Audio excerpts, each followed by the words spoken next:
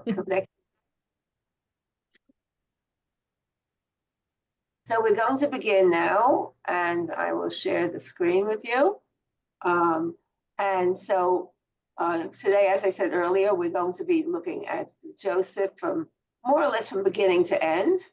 So we see here a picture where Joseph is sold by his brothers. It's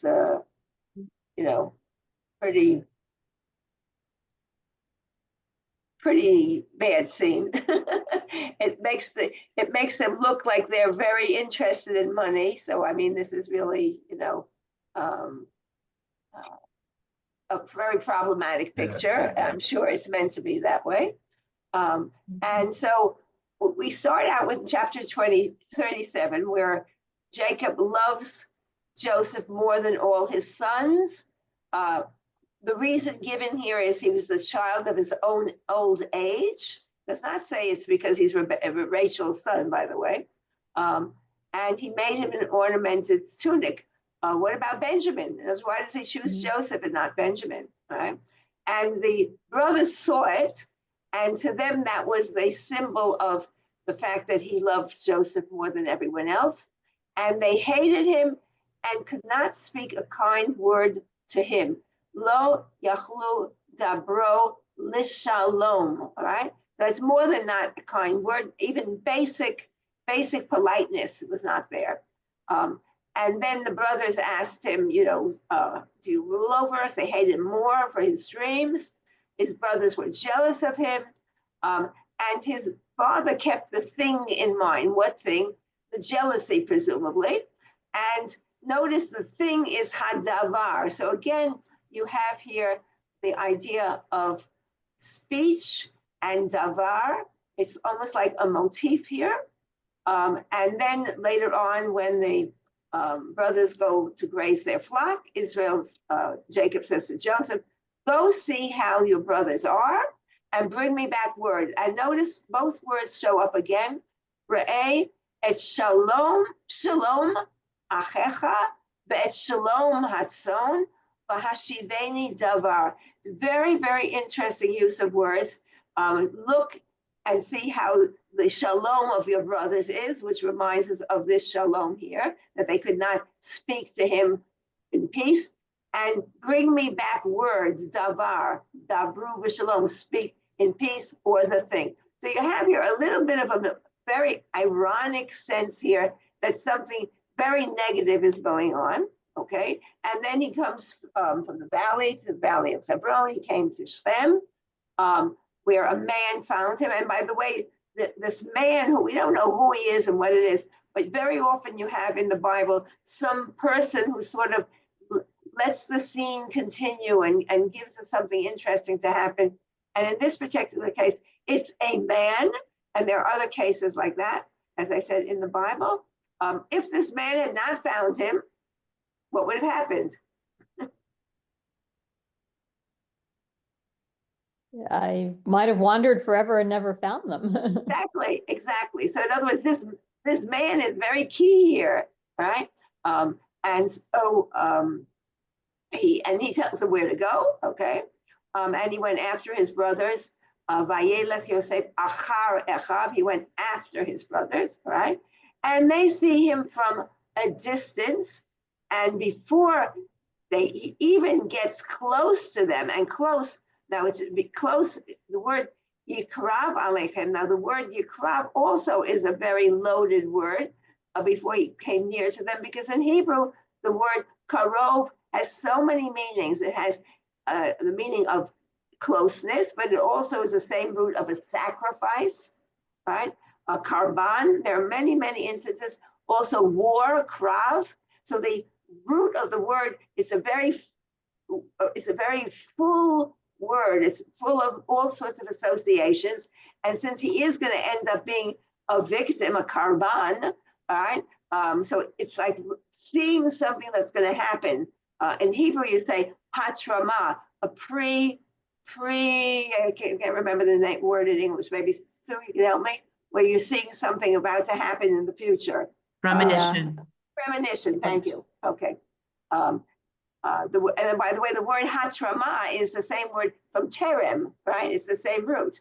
It's going to happen even before he gets close to them. They see him and they plot against him. So they don't even have to have him close up to have that hatred coming out from them. And notice what they say. Here comes that dream master. Halazeh. Zeh is a sign of contempt. You can't even bother to give a person's name. And you see this every now and then in the Bible. You have this with Sarah referring to Hagar as goat, that one, right? And so when someone's referred to as a zeh, it makes them into an it. So the whole attitude of the brothers to them is very, very negative, to him is very negative. And they say, let us kill him and fling him into one of the pits. And they already are saying what we can say later on is a vicious beast has devoured him. And we will see what, so you have, this is the opening of chapter 37, how we first meet up with Joseph. It's a chilling scene. Okay. Here we have a picture of the brothers selling the brothers selling Joseph, all right? You have the camels in the background. You have a lot of confusion. And you even have people sitting up here in a very pastoral way, looking on. If you want to think of this almost as onlookers, people who, right? These are presumably the brothers, because you can see the sheep, right? They're hanging over a cliff and they sort of couldn't care less. They're looking on without really caring what's happening. So you have here, this is like a scene, a pastoral scene, and then you have the selling, and then presumably here, Joseph is taken away on the camels. It's almost like a trippage in terms of you start from here and here and then here. But since it's all in one picture, this is very chilling to see the brothers up there on the top of the hill. Okay. So we have here, with the Joseph who boasts about his dreams. He brings, again, dibatam ra'ah, he brings evil accounts against his brother. He's not the most innocent person, right? He sees himself as superior, and the brothers, are infuriated with him, and maybe for good reason, right? He's not probably the easiest person, but Jacob sort of. What's with Jacob? Doesn't he realize that something's the matter with the brothers and that they hate him? And why does he send him on this mission, right? When he says, Sha'al et shlom achecha, ask for your brother's welfare. Shalom? They can't speak to him, shalom, right? In other words, so why does he tell him to ask for your brother's welfare? Is he hoping that they'll seek peace, that they'll get together, right? And then when the strange man does find him, he says, "It's achai." We didn't look at that before, but he tells the strange man, "It's achai anochi mavakesh." I'm seeking my brothers. Is he trying to make peace? Is it, it's like when you talk with making peace with among the Arabs, you talk about a sulha, right? A sulha is where the whole tribe gets together and they try to make things, be okay. And so. Maybe he's looking for something that he has lost, all right? Okay, so, but as you can see from this quotation here, is the emotional and psychological distance between them is very vast, and there's nothing that can be done about it. And here's another picture of the selling of Joseph, and here we can see that he's being taken out of the pit, and you have, again, the greedy looking, right? The greedy looking brothers, or is it the brothers or is the Ishmaelites? It's not clear. They actually all seem to be complicit in with whatever is happening. It's not clear what is going on here in this particular picture, but we do see the sheep. We do see a group of brothers at a distance. We see someone looking on here casually while all of this terrible scene is taking place. Okay. So again, the whole idea is that the father is oblivious about the sibling rivalry, and he basically sets in motion the sending or distancing that will ensue. Right? They send him away, and not only do they send him away, but they don't bring the bloody tunic to their father. They have it sent to him, which is something I wrote about last week in my blog. I'm not mistaken. I think it was last week. Okay. Another picture, Gustav Doré, another picture of Joseph being sold by his brothers. And here's some more pictures. Now we come to Joseph's women, Potiphar's wife, Asnat. We have the stories. He meets up with Potiphar's wife, who wants him, and then later on he marries Asnat. We're jumping ahead to the stories here. I want to get to the end, which is the death of Jacob. So we come here. We have Joseph already explaining his dream to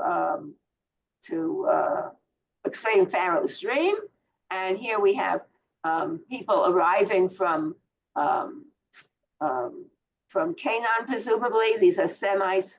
We notice that. How do we know they're Semites? Because they have beards, right? So they're coming from Semites arriving in Egypt, right? And this is from an ancient Egyptian source. And now we have the reconciliation. Look how fast we're going through the Bible, right? We go very quickly through the pictures. The reconciliation of Joseph with his brothers. And you have here, we're not going to look at it, but you have the Yehudim Ba'im here, where the brothers basically, after the big reconciliation scene, they start arguing among themselves with Joseph, and in the end of this particular scene, they want to throw him out of the window all over again. In other words, so after the great reconciliation, if we have time, we can come back to it, but I won't show it now. Okay, and then we have this very interesting thing, which is Joseph towards the end, and this he basically says to the brothers, not the very end, but he basically says to the brothers, "Don't worry, it's okay. I forgive you." More or less, that's what he's saying here. I'm your brother Joseph, whom you sold into Egypt. It was to save life that God sent me ahead of you. God sent me ahead of you. It's not you who sent me here. But what's really interesting, and I underline these words, the Hebrew is shlacheni, yishlacheni, shlachtem, otihena. The idea of sending, the fact that he repeats the idea of sending so many times reminds us of the fact that the word sending is not such a great word in the Bible. It means that you're letting someone else do the work. And then to cement the point that I'm trying to make here, notice that when he tells him, "I'm your brother, Joseph, the one whom you sold," right? The one whom you sold.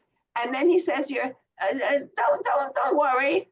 Don't worry that you sold me. Again, why does he have to repeat twice that you sold me, right? It's sort of like putting salt on wounds. You don't have all of this repetition. Sort of is like it's clearly still bothering Joseph. And if the brothers read between the lines, they might be very disturbed by what he's saying as well. So this whole idea of Joseph trying to rewrite history, right, and saying that don't worry, it was God who sent me and not you.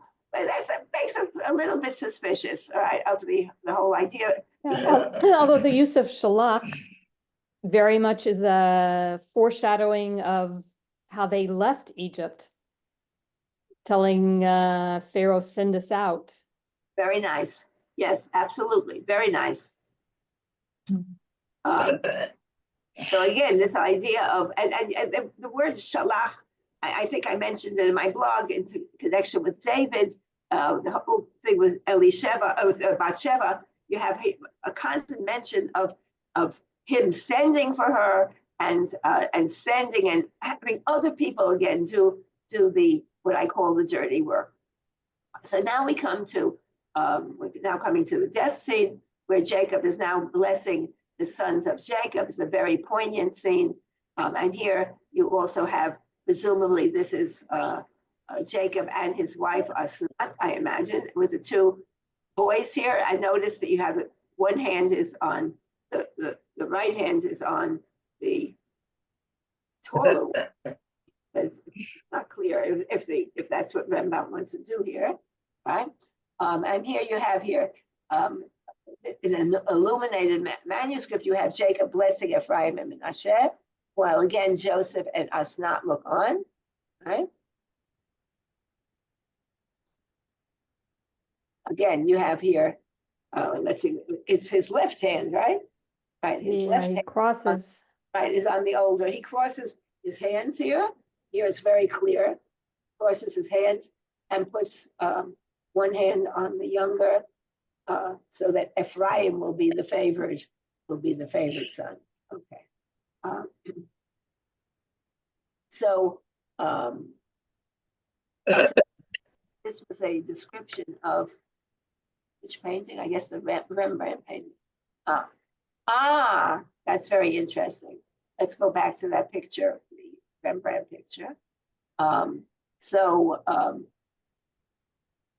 He says here, he does have him putting his right hand on Ephraim's son and the left hand on Menashe, all right? And Menashe here, Menashe seems to be having, no, I'm not so sure, because he seems to have he has a scowl on his face. Is that a scowl? Maybe, for being overlooked. But the fact that he included Asnat is interesting. On the other hand, we saw that so did this earlier painting. It also included him. Okay. Oh, also there seems to be a halo surrounding Ephraim as he's being blessed. Yeah. That we could see. Yeah.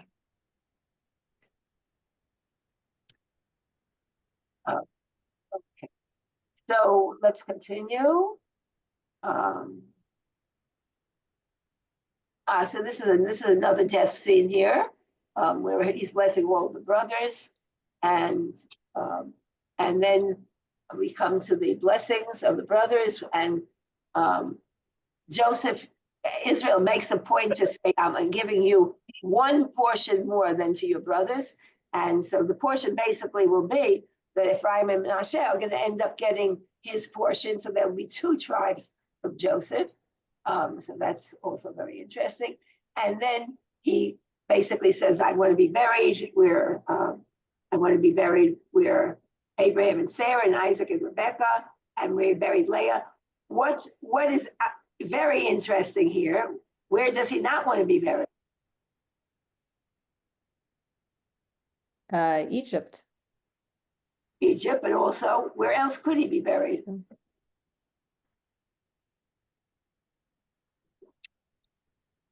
I mean, he had a beloved the Shechem area, I guess. Shechem is he could have been buried in Egypt, yes, but he also could have been buried with Rachel. Well, she wasn't really, I mean, she died by the side of the road. But yeah, Kever Rachel, yeah. So in other words, he chooses to be buried with his father's ancestors and Leah, right? Where Leah is buried. And by the way, this is the first time that we find out that Rebecca was buried. We never found that out in the Bible till here, that she was buried there as well. There was no indication of there. And so there might be resentment on the part of some of the people, or maybe they feel vindicated. Finally, the Leah's children, they feel vindicated that finally they're getting some recognition. And anyway, his ancestors are very important. And then finally, Joseph weeps over his father and kisses him. Yes, Stevie, I saw a hand up. Yeah, I've always really been confused about this scene.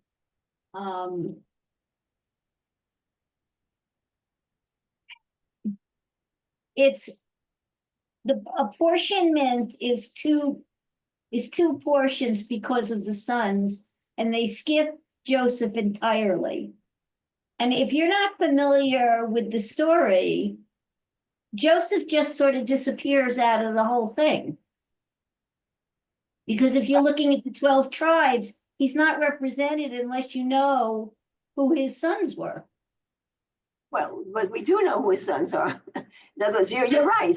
But you know, But you're some right. And people by the way, don't. and Levi also disappears. Levi is ends up being the priest, and so they're going to end up being also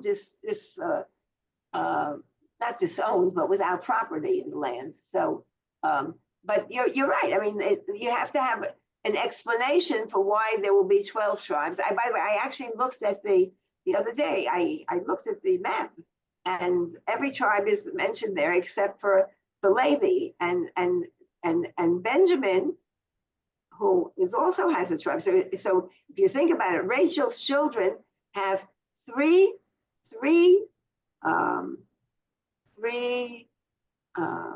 nachalot, portions, have three portions, right? Benjamin, Ephraim, and Manasseh. And if you look on the map, Manasseh is huge, right? And it's huge. It's so huge that it spreads over to the other side of Jordan. So you have it's one of the biggest areas that you have there. And what I thought was really interesting is I've never paid attention to this, but those of us who live in Israel, you probably know the area that you're in. So we're in the Negev. We're in Shimon. We're in the Bnei Shimon. That's where there. I don't know where you are, Sue, and we're in Nahariya. If you know what area you're in of the tribes, but they still are called by the tribes. We've been going through lots and lots of mail, old mail, both stuff that I sent my sister and stuff that Mike preserved from early days in Israel when we lived in Alonei Yitzchak, and it says Dor Na Menashe, right? So we actually lived in that area where which was a very populous area. Okay, so we have here now a story that I wrote many years ago, which has my maiden name here. I think I told you this story last year when I read it to you. It appeared in the Jewish Spectator in fall 1986, and it's the only time I ever used my maiden name. Afterwards, I simply did not use it. And Trudy Rosemarin, some of you know her name, Yes. was editor of the Jewish Spectator. She was a real character. And when I went to, first of all, she shortened the story tremendously. I don't know if I have this, if this is the shortened one or the longer one. I'm not sure what appears here. But when I went to send her another one, she said, no, one is enough. She never wanted a second one. But she and my mother were very good friends. She was from New York originally, and I have, and there's somebody whose last name I actually wanted to ask her. She gave a talk the other day, and her name was Rosemarin in Israel, a feminist. I really wanted to ask her, was this your mother? It's a very unusual name, Rosemarin, but I didn't have a chance to ask her. Okay, so anyway, let me see, how many readers do I need? 1, 2, 3, 4, 5, 6, 7, 8, 9, 10, 11, 12, 13, 14, 15, 16. Okay, we need 16 readers. So we don't have 16 people, obviously, but let me just stop for a second. Does anyone want to say something before we go on? Oh, good to see you, Marcia. We just talked about you before. 1, 2, 3, 4, 5, 6, 7, 8, 9, 10, 11, 12. Okay, so Stevie, save your numbers because you're going to have to do a second round. You're going to get 2 numbers. So Stevie 1, Sue 2, Joyce 3, Louise 4, Debbie 5, Toby 6, Jerry Lynn 7, Margie 8, Marcia 9, Roberta 10. Okay, now we're going to repeat numbers.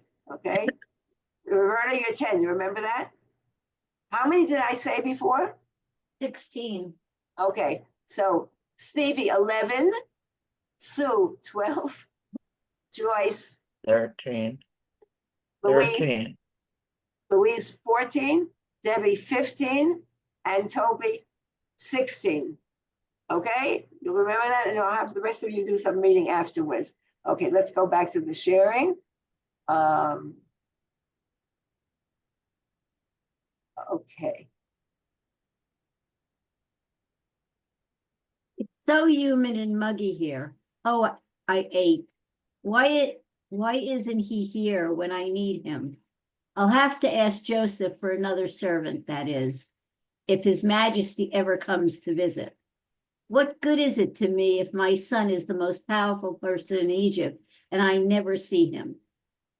Wait, let me just stop you for 1 minute, because as I read this, I must tell you, when I wrote this Midrash, I was channeling my relationship with my mother at the time. Okay. Sounds like a Jewish mother. Okay, you continue, sorry. As Jacob was struggling to get out of bed, Judah entered and greeted him. Good morning, father. I see you are awake. Did you sleep well? Jacob saw that Judah was dressed for travel and asked him where he was going so early. I have been commanded to restore several parcels of land to the people of Egypt. Isn't the land of Goshen ours? Yes, but the Egyptian people complained to Joseph after the last economic crisis. They questioned the propriety of his having given his family the richest grazing land in Egypt when they were suffering the after effects of the great famine. That's how they thank my son for saving them from total ruin? I could tell Joseph a thing or two about how to handle rebellious subjects. Perhaps you can get me an audience with him for this week, Jacob asked hopefully. Father, you must be patient, Judah said smoothly. Soon it will be time for our biannual family gathering. You can advise him as much as you want then. He didn't come to the last 2 gatherings of our clan, complained Jacob. Father, Joseph must serve Egypt first, then his family. Anyway, his boys Manasseh and Ephraim are yours to enjoy for a few more days, and here's your servant Hamid, bringing you your morning nana. As Judah prepared to leave, Hamid opened the shutters to air the room.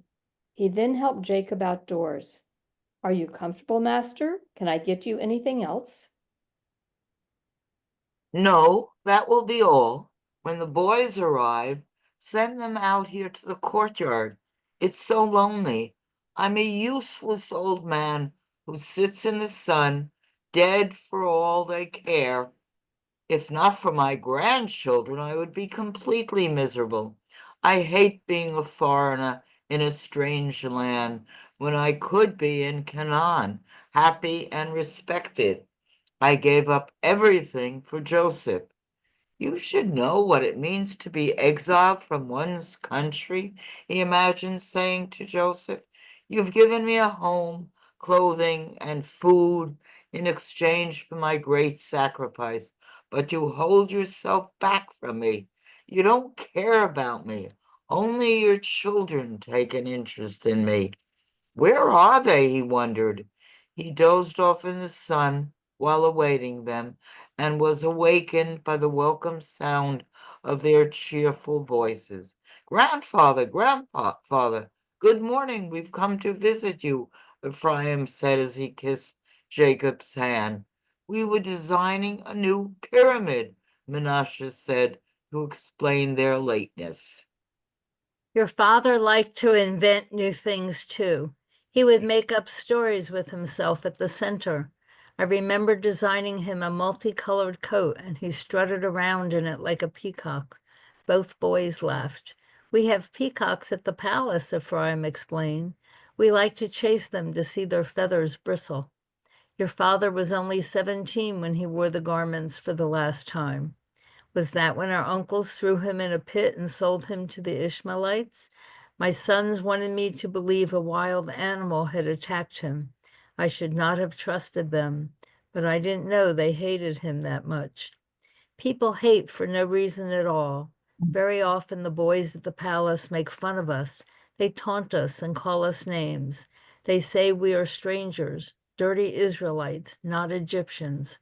Why do people hate those who are different from them, grandfather? I'm not sure. What happened after father disappeared? Ephraim asked. Your uncles didn't actually say your father was dead.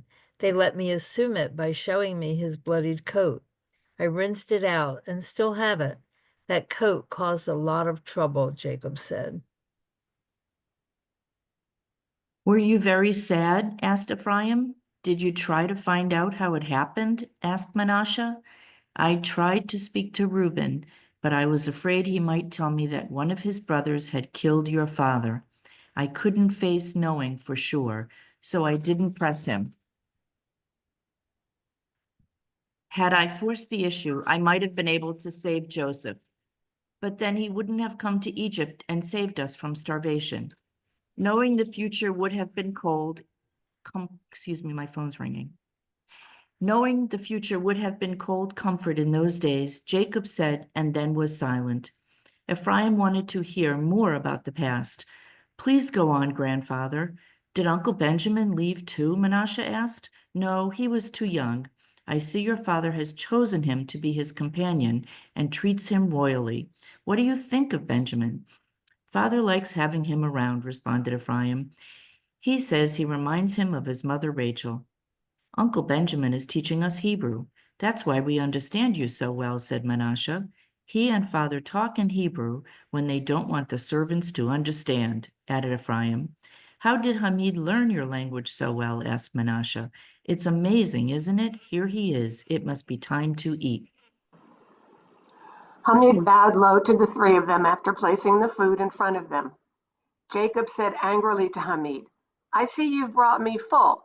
Bring me something else. You don't like full? It's our favorite food.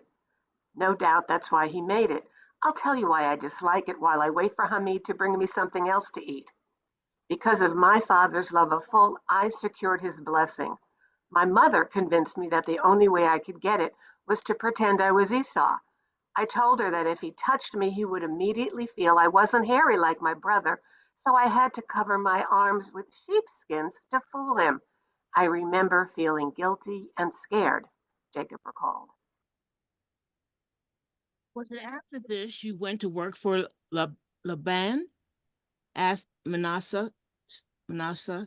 Yes, my punishment for cheating my brother was that my uncle was to cheat me for 20 years. You suffered as much as father, didn't you? Asked Ephraim. Yes, but your father doesn't like to be reminded of that. Why do you say that? Asked Manasseh. No, son likes to think he resembles his father. Everyone thinks he is starting out on his own. I never thought I would grow up to be like my father. I always prided myself on how little I had in common with him. Yet now that I am old, I see that we behaved in the same pattern. I too preferred one son. Look at the trouble that caused. Father doesn't play favorites, said Ephraim. But then father doesn't know us that well, Manasseh said cynically. And we don't see.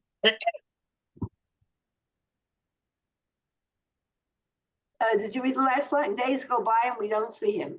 Yes. Okay.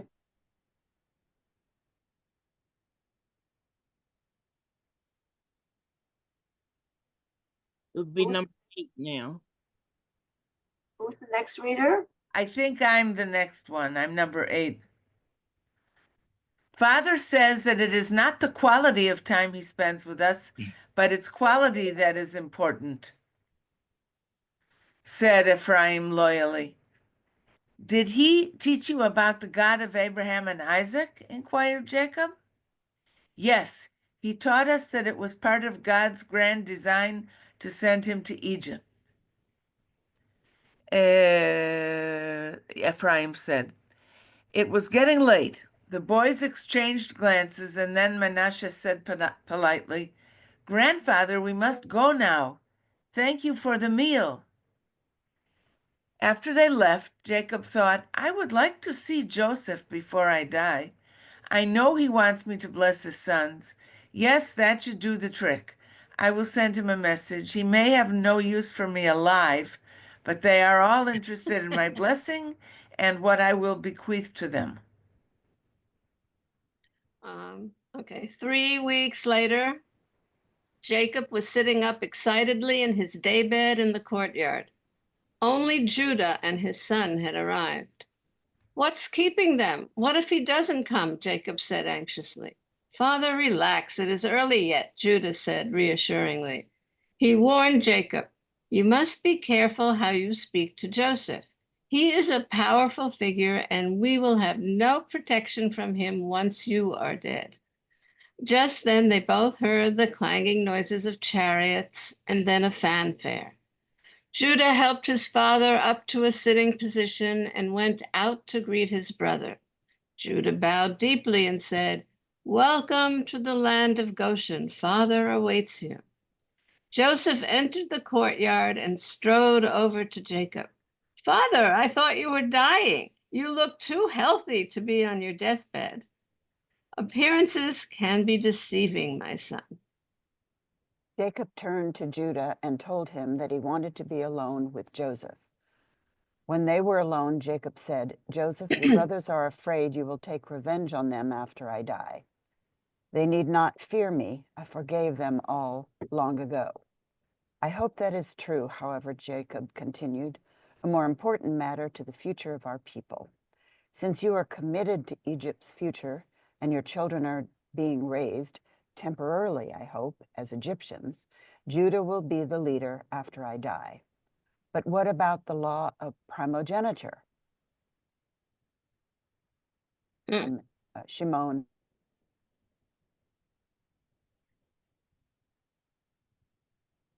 I think we lost her. My three oldest sons, Reuben, Shimon, and Levi, are not to be trusted with power, said Jacob vehemently. Is that your final decision? Yes, it has been ordained by God. And now the last thing we must discuss is my final resting place. I wish to be buried in the cave of Machpelah near Hebron. You don't wish to be buried next to my mother, Rachel? Joseph asked incredulously.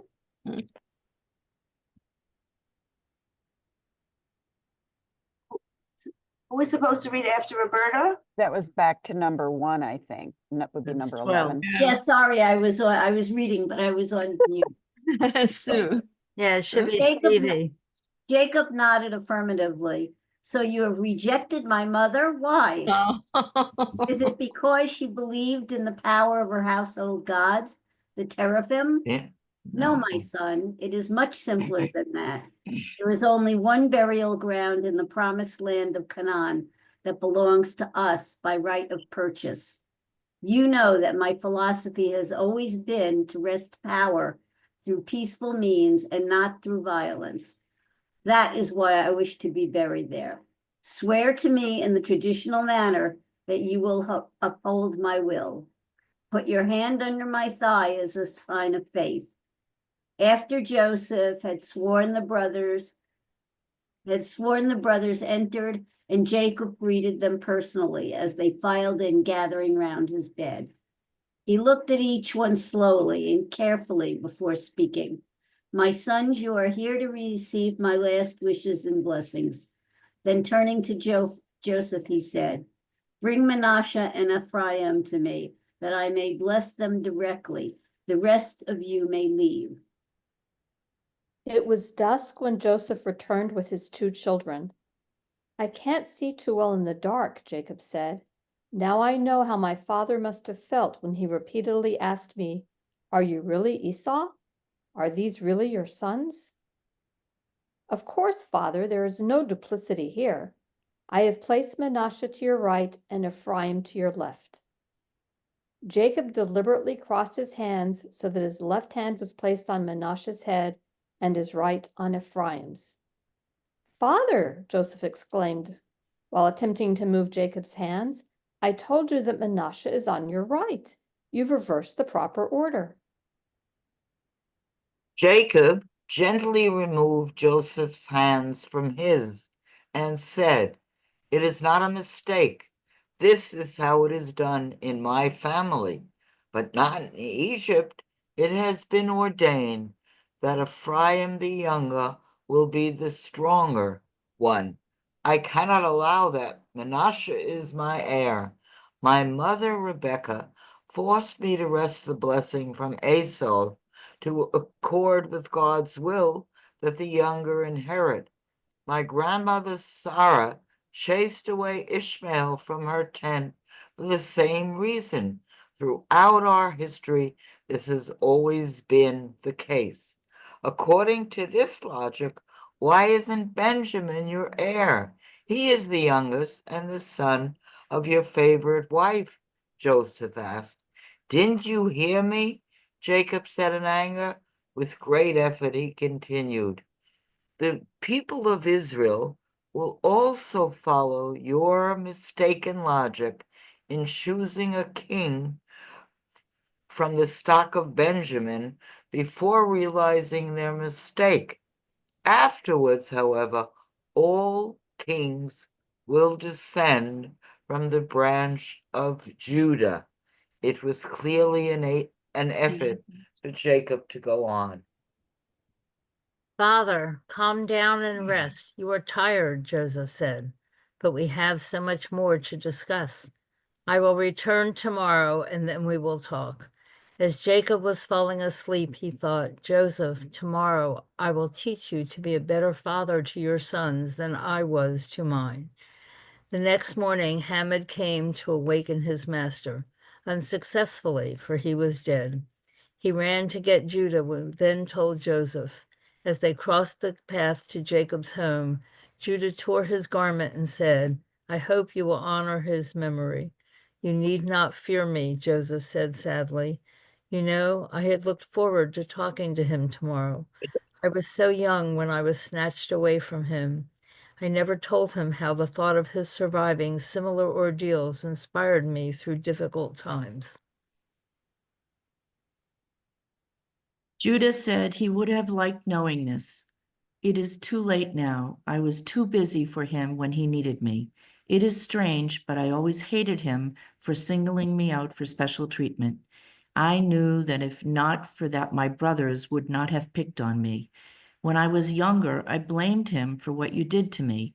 But now, with the passage of time, I realized that it was precisely that feeling of being chosen by Father that prepared me for the role I was cast into.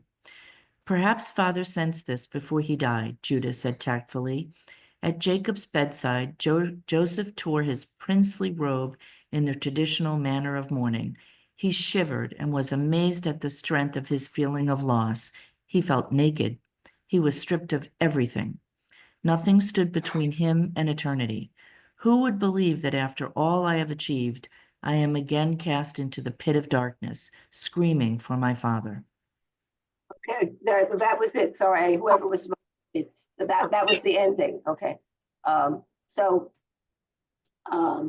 it's very interesting. So in you can see that I've changed quite a bit. But as I told you, I really was channeling my mother to a certain degree, who was living not too far from us in Ganei Omer at the time, and would of course complain all the time that we weren't paying her enough attention. Those of you who have had mothers, those of you who still have mothers, that's wonderful. And those of you who had mothers probably can identify with a lot of this. But at the end of the book of Genesis, which is what we're going to be reading on Shabbat, you're going to see that there's anxiety with Joseph's brothers, that for a very good reason, that Joseph, who was once their victim, will seek revenge. And so Joseph's last words, do not really here. The fact that they don't yet, right, have the land of Israel, and that they, to a certain degree, are stuck in Egypt, is a little bit part of the problem. And anyway, Joseph tries to tell we'll look at these verses in a minute. Joseph tells his brothers, "Don't worry. God, it's God who designed all of this, and therefore it was providence, not your fault." But what I've done, and those of you who know your Bible very well, I changed a little bit of the order here. So first of all,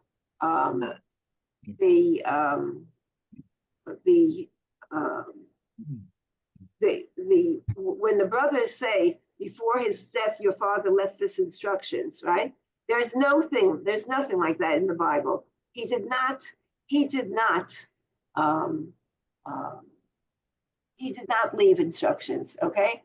What I did in my story, and to a certain degree, I'm sorry today that I did it, right? I explained it away by saying when they were alone, Jacob said, your brothers are afraid you will take revenge on them after I die. This does not appear in the Bible, okay? So there's lots of midrashim about the fact that Jacob did not say that, right? Including a beautiful midrash which says that the brothers lying about this, right? The brothers lying about this.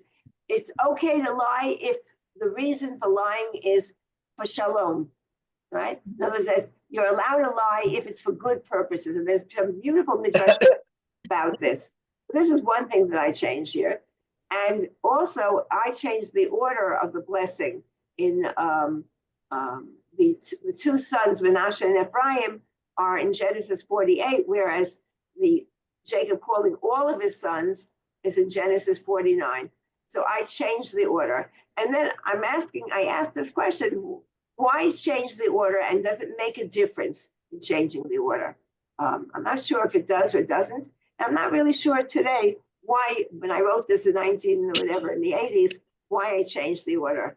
Obviously, I had my reasons for it, but could anyone suggest why I changed the order and what difference it made? Because you were the younger and you wanted to be the older. Very Speaking nice. as an older child, you know. Okay, that's a nice one. Okay, so Sorry. it was my subconscious. Okay, very nice. Yeah. Okay, I love that. Thank you. Okay, and okay, and I then think I met your mother, so I'm sure you met my mother. Yeah. My mother was a character. Yeah. So you also have here in chapter 50, when the brothers go to him and say, we're prepared to be your slaves. And Joseph says, have no fear. Am I a substitute for God? All right. Although you intended me harm, right? God intended it for good. And so fear not, I will sustain you and your children. And thus he reassured them, speaking kindly to them. I've written a lot about this.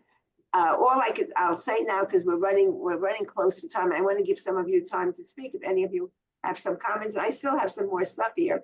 This is a reminder when he said, Al tirau v'ki tachat Elohim ani.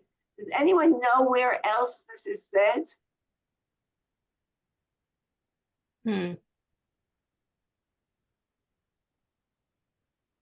Okay, when Rachel is fetching to Jacob about not having children, instead of saying to her, "Oh, I love you, honey," aren't I like Hannah's husband says to her, "I love you," and what do you need children? And he says angrily to her, "Tachat Elohim ani." What do you think? I'm like God. I could do that. In other words, so that there's this animus there when using the same words, "Kitachat Elohim ani," sort of brings you back to the angry scene with Jacob and Rachel. And don't forget, who is the proudest of the first one to be born is Joseph. That's his mother. All right. And the other thing is when somebody says al tirau twice again, right? Al tirau, have no fear, and al tirau here, fear not. When you say something twice, it's like the lady doth possess too much. In other words, and it makes us a little bit suspicious. And finally, Vayinachem otam vayidaber al libam, I wrote a very long paper years ago showing this phrase, vayidaber al libam, to speak to their heart or speak kindly to them. When it's used in the 10 places where it's used, it's always from somebody above speaking to someone below them. And a good example of that is Dinah after she's been raped by Shem, by Yidaber al liba, right? He speaks to her heart. And there are a couple of these things, there are a couple of them all over the place in the Bible. Okay, what's this? Can we skip this one? It's the whole idea of that, what I said before, that in the Talmud, you have that Midrash that you're allowed to speak, you're allowed to lie, right? By the way, notice how careful it is. It is permissible for a person to modify a statement in the interest of peace. What is modify a statement? It's a nice way of saying lying, okay? So that's, okay. Now, just to bring to your attention a couple of cool things. Nora Gold, many years ago, wrote this fairly long, 1985, wrote this fairly long short story, which was called Yosefa. And here it's exactly the same story all over, except that Yosefa on a kibbutz, right, or a family farm in Israel, and Yosefa, Joseph, is a woman, and it's all this sibling rivalry and revenge and everything. And you should look for it. It's in a book called Marrow and Other Stories. And it appeared many, many years ago in Lilith. I spent a lot of time looking for that book when I was at the seminary many years ago. And then you have another thing here, which is Nurit Zarchi, who wrote about Joseph as being a woman. She is Joseph, right? And so basically she says that this is based on the Midrash, a Midrash where the two of them were switched in Childbirth. in utero, that Dinah was not Dinah, that Leah was pregnant with a boy, and Rachel was pregnant with a girl, and she was desperate for Rachel was desperate for a girl, and you know, Leah didn't need any more boys. She had loads and loads of boys, so they got switched in utero, and so Joseph came out now as a boy, and the one who came out from Leah was Dinah, right? And this is it's a very famous midrash, and so Nurit Zarchi is basing her. She's basing her thing called He Yosef. She is Joseph, and this is her poem, which is also very interesting. And there's one last thing here, which is Wendy Zierler has an article called Josephine the Singer, the Queer Joseph, and Modern Jewish Writers. It appeared in 2013 in Nashim. And she refers to Nurit Zarchi's poem, which is how I actually found her poem after reading this. And so there's a lot of midrashim about this. The whole idea here, that, of course, right? Joseph was supposed to have been born to Leah and Dinah to Rachel. What I just told you now. Okay, so and that's why Rachel ended up having as many sons through the concubines also. Sons. We're not talking about total children, but okay. So Rachel ended up having 6 through her concubines, and Leah having 6 through herself and her concubines. Okay, so this is more or less what I have here. We have a couple of minutes, or we can go over time if anyone would like to react to anything that we had here. Yeah, I just can't resist picking up on Stevie's point about why Joseph is leapt out, whatever you call it. You know what I mean. I'm sure there's many, many reasons why married to an Egyptian wife, that perhaps he was androgynous or queer. I mean, there's so much out there. Wondered if what's in the Naomi Graetz mind. Right, and look, you could also say that the Joseph story is a tale that appears. I mean, there are Egyptian sources for a similar tale, and maybe this was a tale that was out there, and they wanted to bring this tale in there. And in order to bring this tale in there, with Joseph with his great beauty, and there in the he's described. I wanted to say that sibling rivalry is one of the greatest, most powerful issues between siblings. And I once had a client who came to me, had not seen her sister after 35 25 years. The sister came from Russia, and one day after they hugged and kissed, they had a big fight because mommy gave you or me this ring. And it was astonishing. It just goes on powerfully forever. Sure, for sure. It's so true. It's so true. The thing of the northern Israel versus southern, Right. Judah, that northern Israel is the other brothers, and not, anyway, I guess. Right, right. So the Joseph tribes are in the north. And by the way, they end up buying a plot in Shechem. So he does end up being in Shechem. Joseph is buried there. Which, by the way, it creates tremendous amounts of problems because there's Joseph's kever in up north, and every now and then, you find somebody who's, who's guarding it, a soldier who's guarding it, and he ends up being killed trying to protect it. It's terrible. The fact that the tribe is it's now in the West Bank. Palestinian hands, but we still claim it to be ours, and people still go there with pilgrimages and whatever. So the sibling rivalry, I have a funny story. I'm sure all of you have funny stories about sibling rivalry, but I have one that I think trumps everything.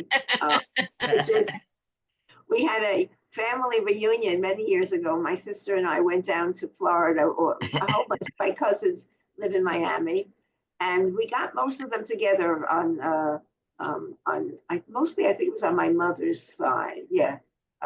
Although I had some on my father's side, but it was mostly on my mother's side. And there were two brothers who were living there. One who had, the older brother who had been in the work camps. He had been in the camps from Hungary. And the other one who had been in Auschwitz, all right? So the one who had been in Auschwitz had a sick wife, and couldn't come to the reunion. And so I heard the stories of the one who had been in the work camps, and he was talking to me and telling me all, how everything that took place and how he got there and everything that went on, how instead of coming to Israel, he gave his papers to his brother-in-law, and he was going on and telling me how terrible it was and how they didn't have enough food. Okay. I then get my other cousin, his younger brother, who at the age of 16 was sent to Auschwitz. And I said to him, I didn't realize how difficult it was in the labor camps. And my cousin Dave jumps in and he says, what, are you kidding? The labor camps were like a Hilton hotel compared to Auschwitz. So they still were arguing at this point. Neither of them could see the suffering of the other as being, of equal weight. They just were still comparing. And I'm sure all of you have stories like that, Yes. And you stretch it out to the broader Jewish population. The Hungarians didn't suffer like the Poles, and they said it right out loud, Right. No, I'd like to get Joseph said, I'm your brother Joseph, great person that I am. I forgive you, and the brothers said they were sorry. Well, the brothers, I think, were sorry that they didn't kill him, maybe. I mean, they let him live, right? So they deep down, I don't know if they were sorry. Joseph was not nice to everybody. He didn't understand how to tell white lies. He told them big, or what he thought was the truth. And then when he says, and he kept digging it in. I'm Joseph, who you sold, you sold me, and he kept saying it more than once. I read the parsha last week, I think, and he's not forgiving. No. He had the capability of lording over everybody. Anyway, yeah. No, he's a very problematic. I'm glad he wasn't a woman, Who doesn't forget, right? Right, yeah.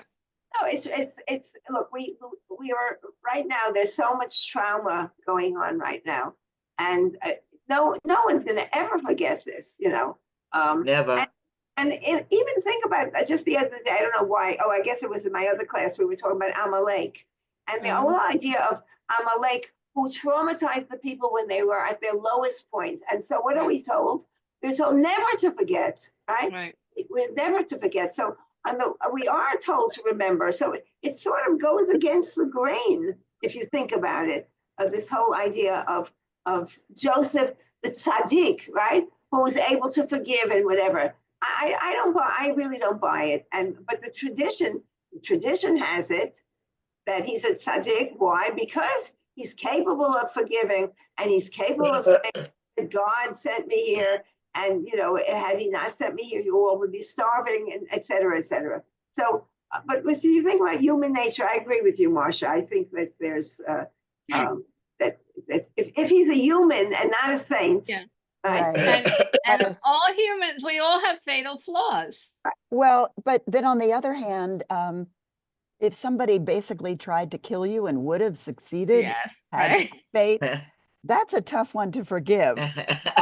Survivors, the survivors say they could forgive but not forget, or forget. I but don't not know. forgive. Yeah, It depends on the person. Right. And the whole question of forgiveness is so. Yes, right. Deep down, I don't need to tell you, right? I don't need to tell you Deep that down. that's right. Okay, so on that happy or unhappy note of forgiving and forgetting, so we will be finishing the book of Bereshit this Shabbat. And so if you go to the synagogue, you could read it with different eyes, and you could think about whatever you want to think about. So Shabbat Shalom. Shabbat Shalom, everyone. on. Stay Bye, safe. everybody. Stay Stay on. safe. Gratuitous, everybody. Be safe. How Thank do I- you, Naomi. Take care. Thank you. Well, reporting from Los Angeles.